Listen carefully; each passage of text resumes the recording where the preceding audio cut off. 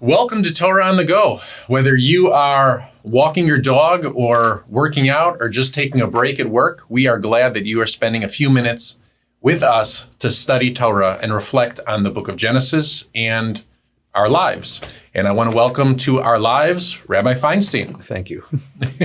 We are spending these last two episodes kind of reflecting back on Sefer Bereshit Bigadol, the book of Genesis at large, the big concepts from 30,000 feet. Mm-hmm.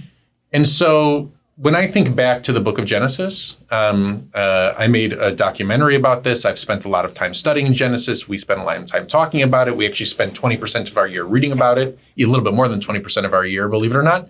I like to think about the impact that it's had on culture, even on popular culture. Mm-hmm. So when you look at paintings, how many paintings have been created? Michelangelo's Sistine Chapel is an interpretation of the creation narrative in some ways.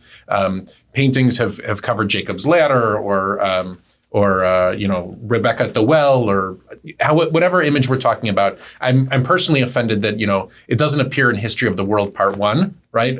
Mel Brooks, but nobody can be perfect. Yeah, he skips from the cave dwellers to Moses, and skips over Genesis completely. When you think about the popular portrayals of Genesis, what comes to mind, and what does that mean to you? It's a great question. I mean, of course, the greatest biblical movie ever made, I think, is The Ten Commandments by Cecil B. DeMille. It's a movie that I quote all the time. Agreed. So let it be written. Let it be done. So let it be written. So let it be done. Yeah. And then, there were a couple of attempts to make Genesis movies. There was a recent one about Noah, which was so-so. Russell Crowe as Noah, which was interesting. But I don't think that I don't remember any movies that were so explicit as the Ten Commandments. But what is explicit are various characters in various movies and scenarios. I mean, one of my favorite movies is The Godfather. Okay, and there are certain scenarios in there which reflect upon biblical kinds of themes. I mean, the idea of the patriarch. And the loyalty of the family to the patriarch trying to govern his family in changing times. Those kinds of themes that are so endemic to Genesis come out of those kinds of movies. And then in television, during the pandemic, my wife and I got addicted to Downton Abbey. And there's a character in Downton Abbey named Carson, who's the butler, and he's the most important character in the whole thing. I mean, it's about Lord Granville, but he's sort of a side character compared to Carson. And you realize after watching several seasons of this that Carson is God. And here is God trying to run this family, run this universe, run this household, with everyone going off in their own directions and the world changing rapidly. And here is this one force, this conserving force, trying to keep things right, trying to keep the spoons on the table where they belong, while everyone is going off into their chaotic ways.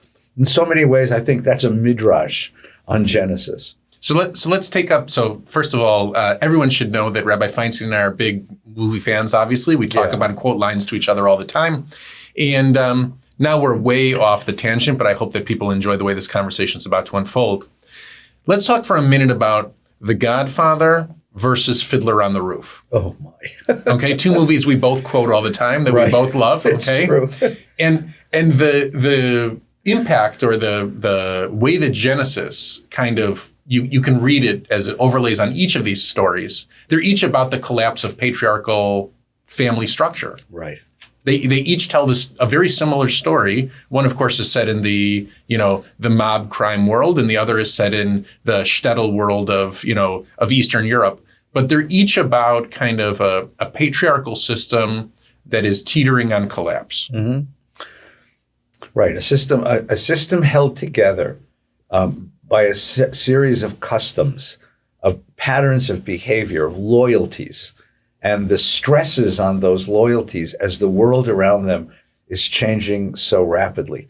It's a wonderful observation. It's a wonderful comparison. They both center around wedding scenes. They both center around. I mean, there's a lot. This is something that, of course, this is how I geek out as a film fan. But I feel like as a rabbi, there are so many comparisons, and to say they're each incredibly Jewish in the way that they're portrayed. I mean, because someone once told me that Italians and Jews are the same. We're just inside out, right? So one of us we look at each other. We have very similar family values, very similar customs, very similar. And coming from where I came from in Chicago, the high school was like 60% Jewish, 35% Italian, 5% other. That was the makeup of the high school that I attended. Wow. The Godfather always feels to Jewish kids like it's our story. Like in so many ways, we think this is a family story. We understand all those big meals. We understand, and then we get a line that we wish maybe we, take the gun, leave the cannoli. Those types of lines, that's a statement never spoken by anybody in my family. But you get to those moments in The Godfather, like, oh, this is a reminder, this is about some other world, not ours. Now, in Fiddler on the Roof, it's almost comical at some points how it is our family, and it's tragic in moments because it's our family. And both of them tell the story, whether it be Vito Corleone or whether it be Tevye, right. Tevye, right. They're both losing control. Right, because the world is changing. In Fiddler on the Roof, Fiddler on the Roof is a parable about modernity. We begin with the world of tradition, where everybody and everything is embedded in the way things have always been. Tradition tells us who we are and what God expects us to do. And then one by one, each of the daughters of Tevye represents another aspect of the coming of modernity. The first one is Seitel, who, at the beginning of the show is matchmaker, waiting for her match. And then she's matched up with the butcher Laser Wolf, who is Tevye's age, and he's a drunk and an abuser, but he's wealthy. And she refuses the match because she wants to marry the man she loves. Romantic love is the symbol of the birth of individualism. The individual choosing self, the autonomous sovereign self. That's the birth of modernity. The second daughter runs away with Perchik, the revolutionary. We don't wait for God's Messiah. We become the actors in history. That's modernity. The third one is the most radical one, Chava. Chava, ironically, is Eve in the Garden of Eden. She's tempted by the library, and the library meets the Russian boy, Fietka, and they become, they attach themselves. And that's the opening of Jewish society to the larger world, to the cultural world. Right. And in each of these, you watch Tevye deal with them. You watch Tevye hold on. You watch Tevye try to remain faithful to the God he loves, the tradition he loves.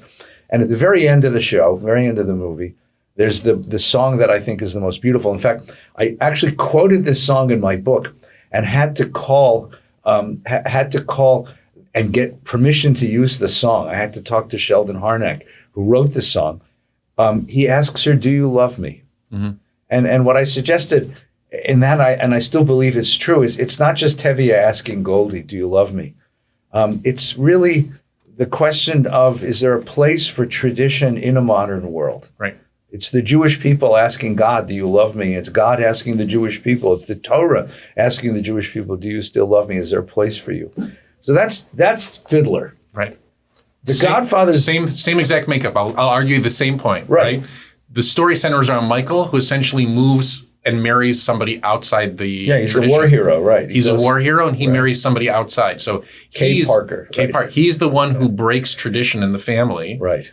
And marries this very American girl. Right. Right. And tries to bring her in to understand. She never understands. Right. She never understands, right? Yeah. Sonny, who tries to live up to every expectation of his father, lives up to none of them because he lacks the intelligence, the nuance, the patience. We've done Genesis. Right. So Fredo is Reuven, right? Because he's clueless. Sonny is Shimon and Levi, right? Who is too violent for this, right? Right. And you get to, well, is Michael the Jacob character? Is he the Joseph character? He carries with him this ability to adapt to all situations, right? He always knows what to do, no matter the situation. He's always scheming, thinking, figuring it out.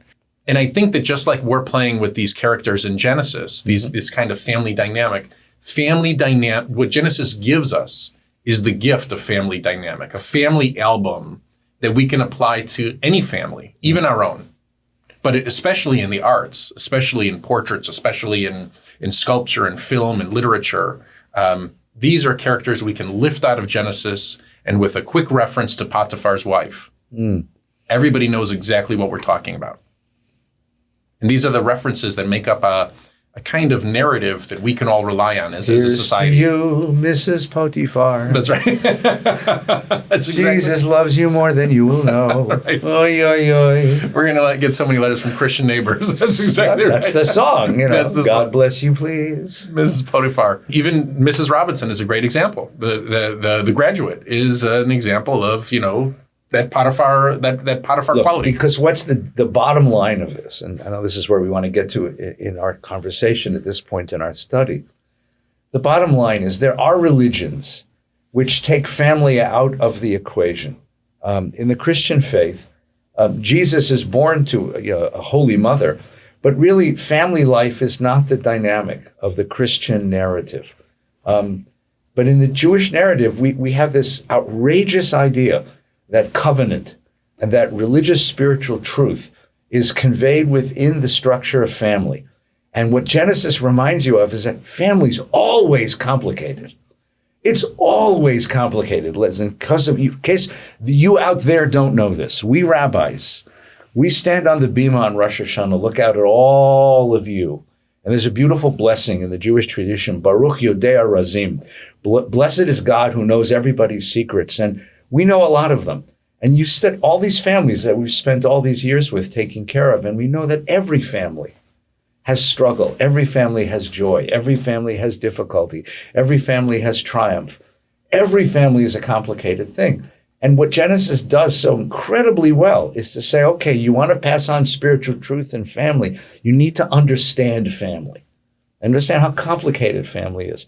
Loyalty, love, desire, impulses, aspirations, everything that is human comes out in family life. It's so much cleaner if you take family out of the equation, right?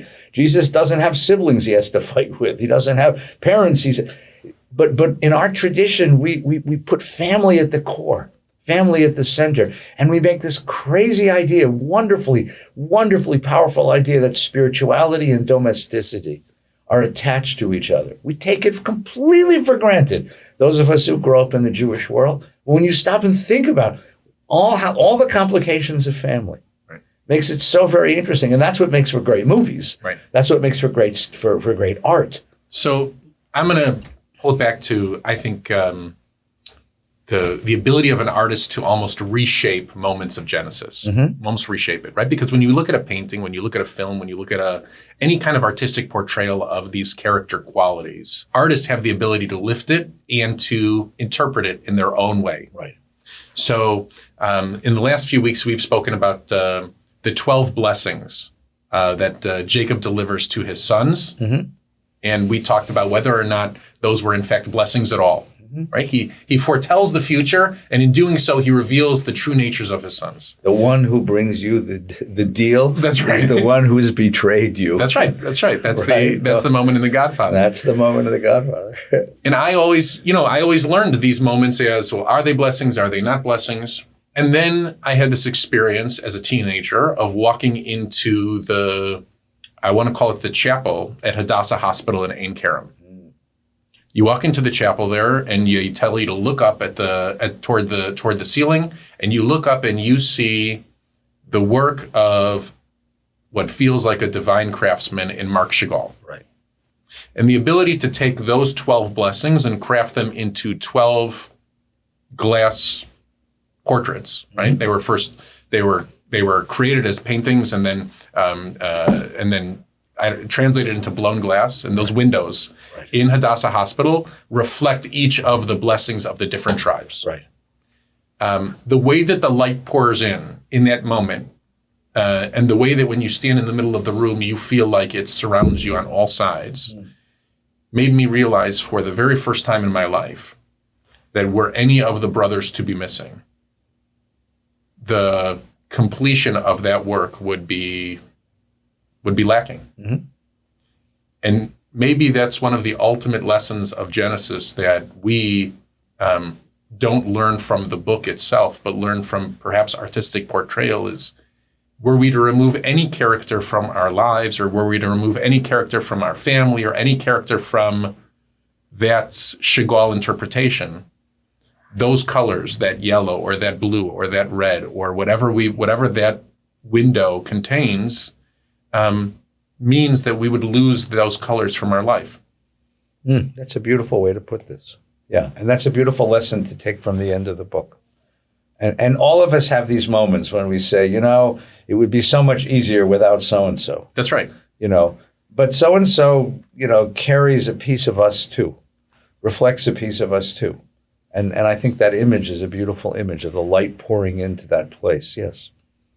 As a field trip, we're suggesting that everyone travel both to the movie theater with us. We'll go to the ArcLight and watch a series of movies, and then we'll travel to Hadassah Hospital in Ein Kerem and visit that magical room. There is within it a certain sanctity, and I don't know that it's necessarily about the windows. The windows is one layer. The stories and the tribal relationship is another layer. The Jews and the family standing in the center of that room, usually on tour, wearing like funny colored hats and T-shirts. That's another layer. Is that the idea the family of Genesis survives? I mean, we don't talk about that very often, but we recite it over and over again in our daily prayers, that we are the inheritors of that ancestral tradition. Yeah, and of course, the most beautiful thing about Hadassah Hospital is that it's a place where all of the rivalries, conflicts, bloodlusts of the Middle East are put away. Right. You step into Hadassah Hospital and you're being treated by a Palestinian doctor and an Armenian nurse and a Jewish surgeon and everyone, Muslims, Christians, Jews, Arabs, Palestinians, Israeli Jews, everyone comes together in that place in the service of life. So in a certain way, your beautiful image of the light pouring through those windows, reminding us that we are a family. We are all children of Abraham. We are all a family. And we have to find a way to meld our blessings. That's the vision, the Zionist vision. That's the great, beautiful oneness of the book of Genesis at the end. That really is what Hadassah Hospital represents in the most wonderful, wonderful way. Right. When you say, like, who is the Fredo of Genesis, or who is the... Reuven is a good word. But, there are characters in Genesis that the rabbis try to cast as evil, or try to write out of the narrative. The Yishmaels and the Esavs and the other brothers that don't carry our narrative through. Hadassah Hospital stands as the counter to that argument. Right. As the tikkun, that we welcome everyone back into our story. In so many ways, when I was in Dubai, or Abu Dhabi, in Abu Dhabi, we went to the Abrahamic Family Faith Center, which is a center where they built a synagogue, a church, and a mosque all on the same campus, each one with precisely the same square footage. Yes. Okay, to show that this was a place welcoming of all of the three Abrahamic faiths. That the UAE, the United Arab Emirates, would be a place that embodies tolerance, so much so that they would champion this message all the way through building of these places of worship. And when I stood there, I thought to myself, we've done that too in the state of Israel. We do it in places like Hadassah Hospital, Hebrew University, Bar Ilan. When I think about places where I walk through and we see representation of all different kinds, all the shades of the family that's presented in Genesis, we create institutions like that too. And it's done by artists, by thinkers, by dreamers. And it's really a phenomenal way of looking at the book, is that the book holds out a promise at the end. The promise is that one day brothers will get along. One day sisters will get along. One day families will be able to sit down at a table and get along. And I think that's the promise of the Passover Seder too. The promise is that, on Passover, on Thanksgiving, Rosh Hashanah lunch, whatever Shabbos dinner, we sit down with all sorts of people we choose, people we don't choose. And we sit around together, and the promise is that we come together no matter what. No matter what. There's nothing that could keep us apart. Yeah, and we recognize that we're a blessing to each other. We recognize that we bring something to each other. That beautiful midrash that we spoke about a couple of weeks ago, that Jacob looks up at his 12 children, his 12 sons, and actually 13, because it's the two sons of Joseph that are with him at that point, and wonders, who is going to go errant and who's going to reject the covenant and who's going to become the evil one in this generation. And the brothers all say to him, Shema Yisrael Adonai Eloheinu Adonai Echad. And Echad is the last word that Jacob hears in the word. We are one, Father Jacob, we are one. Shema Yisrael, listen up, Father Jacob, we are one. And he recites Baruch Shem Kavod, and with that he expires. And that beautiful image of oneness, and the word one at the end, is a beautiful way to end that book. It's a beautiful way to end that episode of that episode, that moment. And it's also the great aspiration. That's the great aspiration. We will find some way to find echad, to find achdut, right? To find ichud, oneness, unity in this world. Beautiful. Well, I hope in some way that everyone has enjoyed this moment of artistry, this moment of respite, this moment of unity in this teaching, and I hope that as you reflect back on the book of Genesis, that you will email us portraits, paintings, artistic works that you think Genesis has helped inspire. And if you don't do that, then you can email us your favorite movie quotes from The Godfather, from Fiddler. We should do a series at some point, which is watching movies with the rabbis at VBS, where we talk about these movies. I feel like the Holy Trilogy would probably be like The Godfather, Fiddler on the Roof, and Field of Dreams. I don't know. What would you think the third movie be, or the fourth movie? I It would be endless. We could endlessly. I mean, we could talk about Star Wars. Star Wars. Yeah, the Force is with you. That's right. The Force is with you. All right. Well, be well. Thank you for spending time with us, and may the Force be with you. Amen.